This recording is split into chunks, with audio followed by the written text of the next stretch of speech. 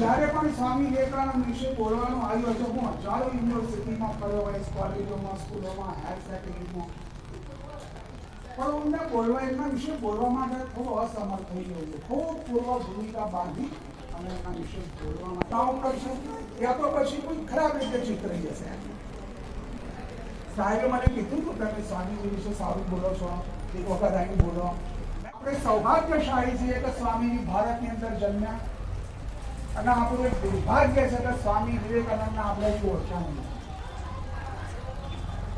એમના મહાન ગુરુ શ્રી રામકૃષ્ણ પરમહંસ, એમના સ્વામી વિવેકાનંદ પ્રત્યે ઊંચો અભિપ્રાય હતો. એમને કહ્યું હતું કે આ જગદંબા કાલી જે છે, કાલી આ બ્રહ્માંડ નાયિકા જે 14 બ્રહ્માંડોની